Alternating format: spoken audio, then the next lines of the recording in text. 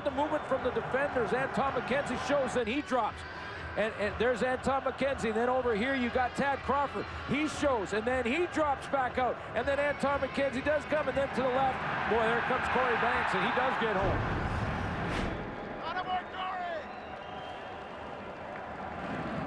Loss of 21.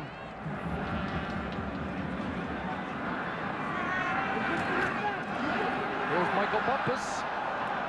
Brought down at the 34-yard line. Lion football when we come back. Here is the secret. I love that comes in you. And I am always smiling at everything you do. And even when you stumble, every little part of it is you.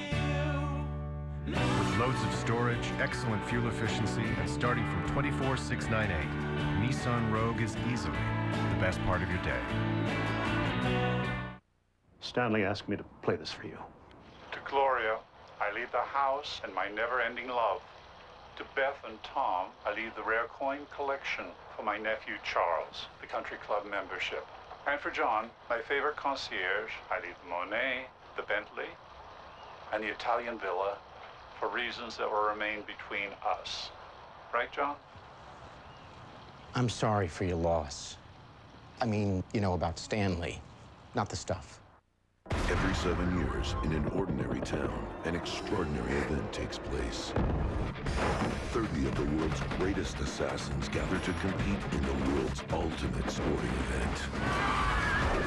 There is only one rule: kill or die. Ladies and gentlemen, place your bets. The tournament has begun. Buy or rent it on Blu-ray and DVD today. Our sack tally is brought to you by Purolator, where business is going. And each team with a sack tonight. You know, heading into the 2009 season, most people were thinking the Lions would really drop in this race due to the fact that they lost Cameron Wake to the Miami Dolphins, and then lo and behold, right back on top in first place with Ricky Foley with 11.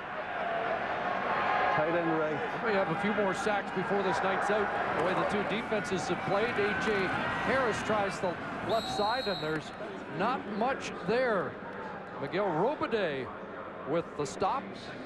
Now, the one thing about when you have a defense that is blitzing on first down or blitzing a lot on both downs is that it really cancels the run. I mean, when you blitz on first down, the running down, you're taking all the gaps up by linebackers in the line of scrimmage. Now, the way you can beat that, and Jacques Chapdelaine, who calls the plays for the Lions with Dan Durazio, is screen and draw them.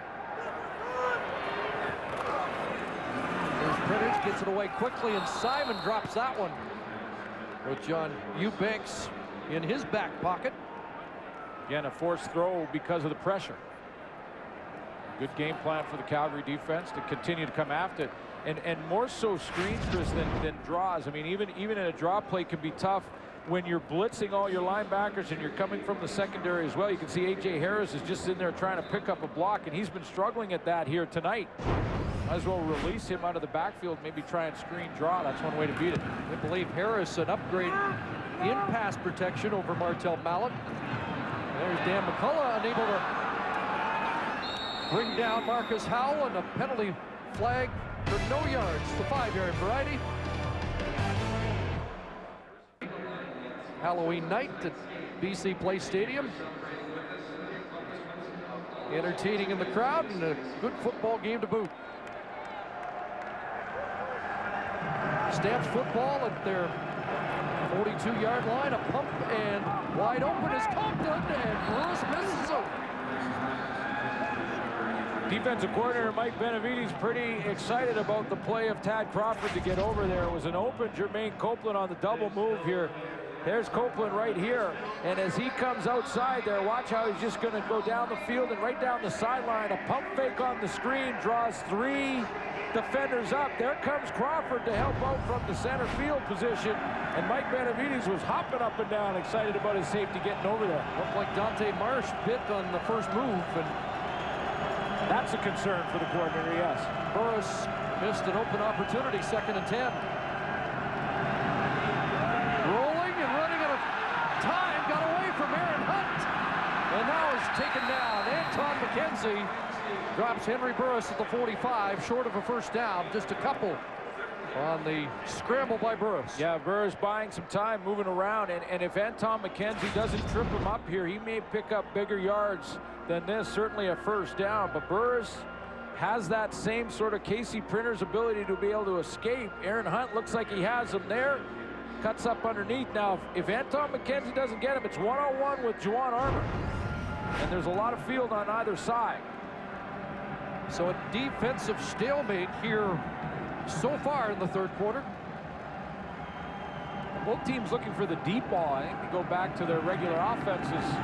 They might be able to move the sticks a little bit. Bumpus at his 20. And he finds a little room up across the 30 to the 34-yard line. We talked about the changes on the offensive line. Justin Sorensen, the Parksville product, getting his first CFL start, about a year or so behind a couple of others from that great draft class of 2008. Was it ever? 2008, Dylan Barker, who had his first interception for the Ticats, starting at free safety earlier this afternoon. Demetrius Sumpas, Jesse Newman, who's working into the lineup and has been the starter at guard. I mean, that was some kind of draft in first round. All those players contributing. Brendan Labatt, Shea Emery in Montreal, Keith Sholigan. And those two great guards in Calgary, the youngsters Sumpas and Newman. And Simon, a short yardage catch with Eubanks or Keon Raymond all over him. It really does emphasize, though, Chris, the importance of the Canadian college draft and how you can really build the future of your team. Now, Sorensen took a year, a while to get into the lineup and to see how he develops. Real excited about his upside. A big body out of South Carolina at 6'7", 316. Played pretty well so far here tonight. Guy with 31 starts in U.S. major college action. 2nd and almost 10. Underneath it goes, and Bumpus a catch well short of the first down as Dwayne Carpenter and Brandon Browner had him surrounded. Seems like both these offenses getting a little bit frustrated with having to these 2-and-outs one after another. Both running backs seem to have disappeared. Not much A.J. Harris, not much Joffrey Reynolds. And the success on first down, so important. Puts a little more emphasis on the teams now as it becomes a bit of a kicking game here in this third quarter.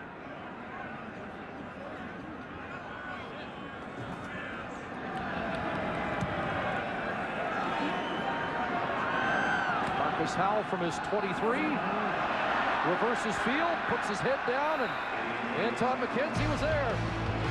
Calgary football when we come back to Vancouver.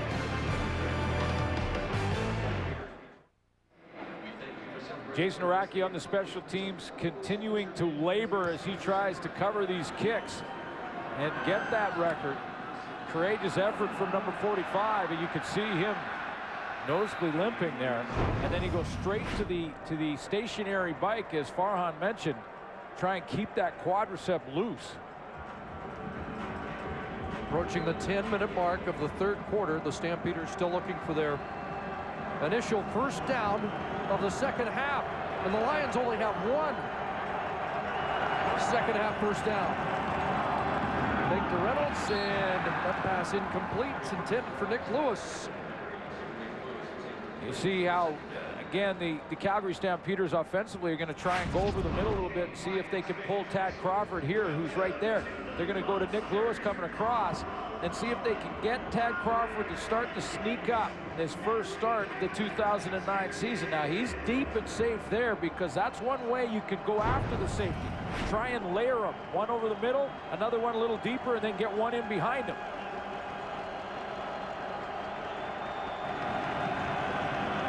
Second and 10. Four-man rush, and that pass incomplete, sailed past Copeland, who was picked up by Anton McKenzie.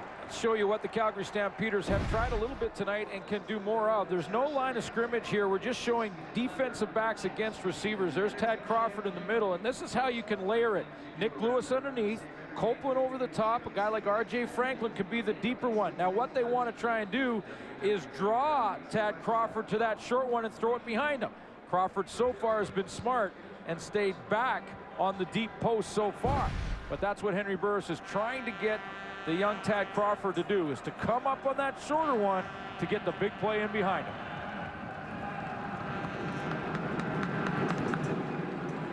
Burke Dales launches it. And Bumpus from his 30's got a return. Up to the 45-yard line. Justin Phillips, the Laurier product, brings him down there. Third quarter so far, the defensives of teams have really bowed their neck. I mean, they're stepping up and making plays on defense now. You see both Henry Burris and Casey Printer struggling in this quarter to get first downs, to move the chains. Benavides and Chris Jones going head to head. So who gets a breakthrough here in the second half? Nice fake, and this will loosen it up. Casey Printer's on the run. Oh, and he took a hit from Brandon Browder. That ball popped loose. And Printers gets up, jawing. He says it didn't hurt him. Brandon Browder will definitely go after the quarterback if he's out there in the open field. This is that play action fake here to A.J. Harris through the middle.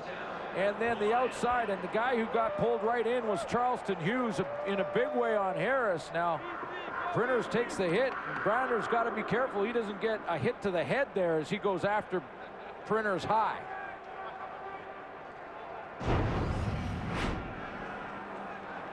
.26-yard romp for Printers, and they're inside the Stampeder 40. Sets up time, Simon catch, pushed up, first down Lions. G-Roy Simon against Keon Raymond. 2004, Casey Printers ran the ball 82 times for 469 yards, part of his MOP season. We haven't seen a lot of it tonight, and we didn't see a whole lot of it last week.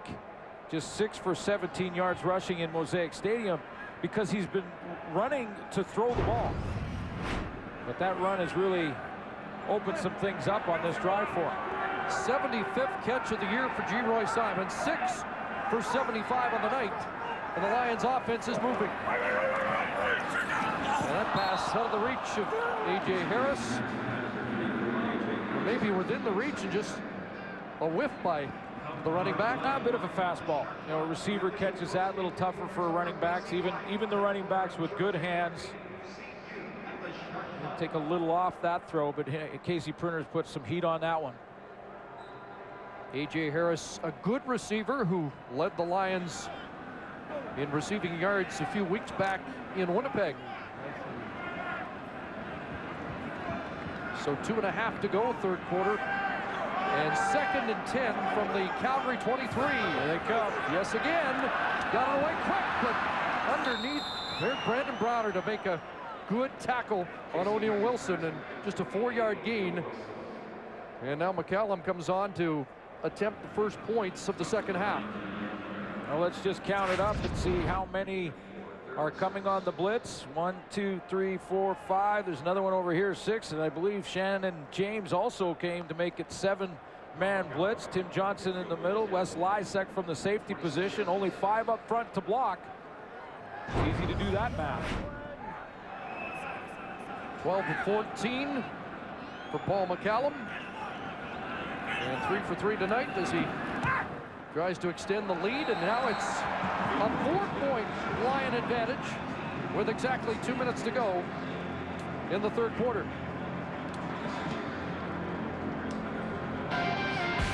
Well, tomorrow the chase for the Sprint Cup continues on TSN2 as the track heats up at the Talladega for the Amp Energy 500. Live coverage begins on TSN2 at noon Eastern, 9 a.m. Pacific. And don't forget to fall back tonight. All right. One of my favorite nights of the year. Some more sleep, is that right? Yeah, one more. That's excellent.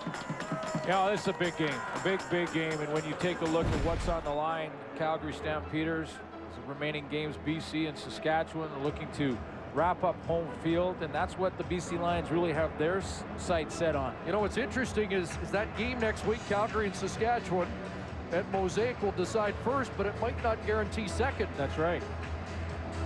Right, that's why the BC Lions still in the hunt. The Edmonton Eskimos looking to either still try and climb into the third place spot or possibly cross over, which becomes difficult. And I said it was easy to do math when there's 7 rushers and 5 blockers. Yep. Not easy to do math when you're trying to figure out how this could all settle out in week 18. If BC loses tonight and Winnipeg can get one more win, I don't think there could be a crossover. Right. Unless there's ties. We're rolling out. Can we get another tie before this is over? Eubanks had a little trouble with the bouncing football, and now tries to get outside, and Dante Marsh is there to make sure he doesn't turn the corner. Actually, if Calgary and Saskatchewan tied next week,